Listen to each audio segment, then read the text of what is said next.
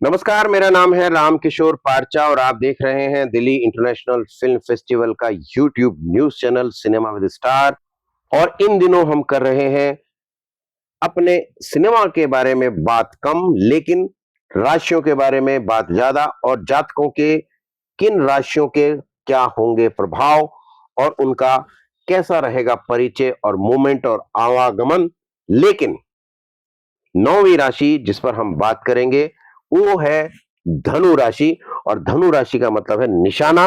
लेकिन जुलाई के महीने में धनुर्धारियों का निशाना कैसा रहेगा, पंडित जी भरत जी शर्मा जी हमको बताएंगे, जो हमारे प्रिडिक्टर है। और पिछले कुछ शोज में इन्होंने जो बातें बताई हैं, मैं आपको सूचना देना चाहता हूं कि प्रिडिक्शन वाइज वो बिल्कुल सटीक बैठी हैं। ये कोई ज्ञान नहीं है, ये ज्ञान के साथ विज्ञान की भी पराकाष्ठा है, और मैं इस चीज के लिए उनका बहुत धन्यवाद करता हूं, स्वागत करता हूं। लेकिन निशाना इस बार धनु राशि का जुलाई में इनके जातकों पर कैसा रहने वाला है पंडित जी?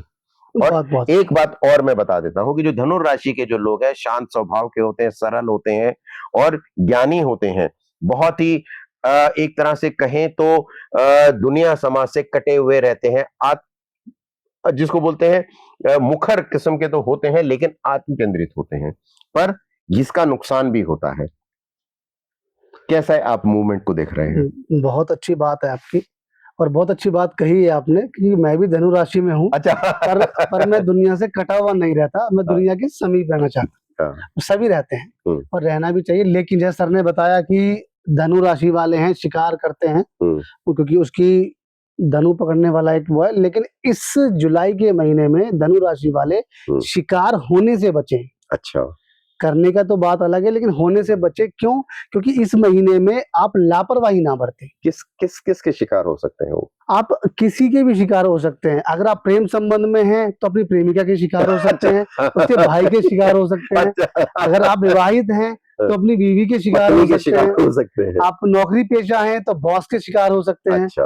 या आप अगर व्यवसाय में हैं तो अपने क्लाइंट के शिकार हो। यानी कुल मिला के आप ये कह रहे हैं कि सबसे सावधान रहें। बिल्कुल सावधानी बरतने। क्यों बरतने का है? कि फायदे के चक्कर में कहीं नुकसान ना हो जाए और आपको कहीं अपमान ना झेलना पड़े। अच्छा, इसलिए मैं कह रहा हूं कि यहाँ इस राशि वाले, धनु राशि वाले इस जुलाई के महीने में थोड़ा सा सावधान, लापरवाही ना रहे। यानी कुल मिला के अगर हम कहावत के हिसाब से देखें तो आप भी मेरी बात सुन लीजिएगा ध्यान से कि जितनी चादर है उतने पैर पसार। लेकिन फिर भी धन है, व्यवसाय है, करियर है, वैवाहिक जीवन है, सामान्य जीवन है, दुनिया समाज है, रचनात्मकता, कला, संस्कृति, फिल्म, सिनेमा, साहित्य, सब ये सारे जो लोग हैं इनका जो मूवमेंट है अलग अलग, अगर आपके बताने के बावजूद लापरवाही हो जाती है तो कौन से मुकाम पर जाकर उन्हें कौन सा उपाय करना चाहिए जो सबसे सस्ता हो, जिसको कहते हैं ना चीप एंड बेस्ट, तो वो क्या हो सकता है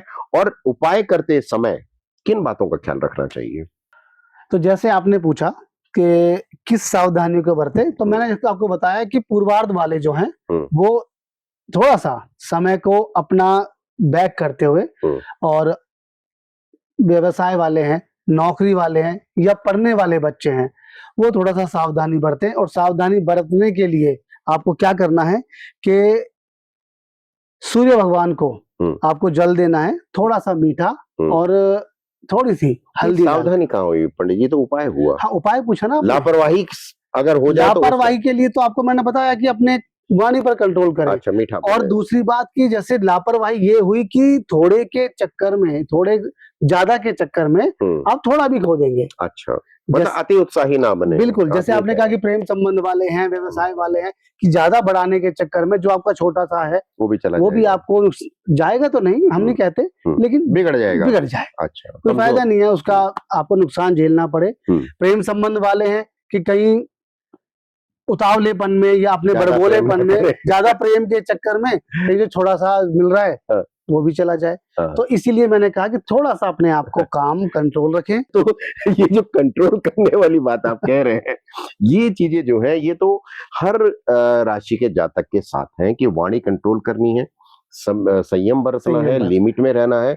लेकिन फिर भी जो उपाय है उस उपाय में जैसे आप हर बार एक उपाय बताते हैं, पीपल की पूजा करें, भगवान को स्नान करवाएं, शिव की पूजा करें, तो यहाँ किसकी आराधना करें कि अगर कोई काम बिगड़ जाए तो क्या आराधना ऐसी है जो हमें थोड़ा सा सुकून और संयम बरतने के लिए प्रेरित कर सकती है?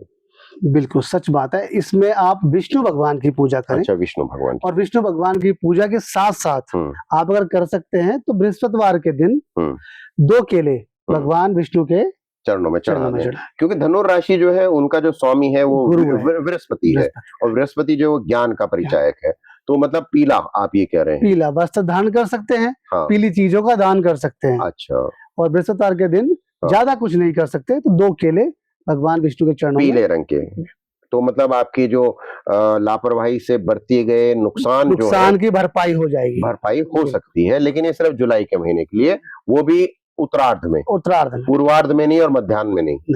हाँ, लेकिन इसके साथ अगर आप ज्ञान की और उपायों की बात और भविष्य की बात और साथ में राशियों के साथ जो जातक है अपने अच्छे और बुरे के बारे में विचार करना या सुनना, पहचानना चाहते हैं, तो आप हमारे चैनल के नीचे दिए गए कमेंट सेक्शन में जाके कमेंट भी कर सकते हैं, और पंडित जी आपके कमेंट्स का जवाब भी देंगे। साथ में आप हमारे चैनल को सब्सक्राइब करिए, शेयर कीजिए और उसे ज्यादा से ज्यादा लोगों तक पहुंचाइए। और जब तक हम इस चीज को लेकर अपने नए शो की तैयारी करें, तब तक आप चैनल देखते हुए लीजिए हमारा नमस्कार। बहुत बहुत शुक्रिया आपका पंडित जी, धन्यवाद।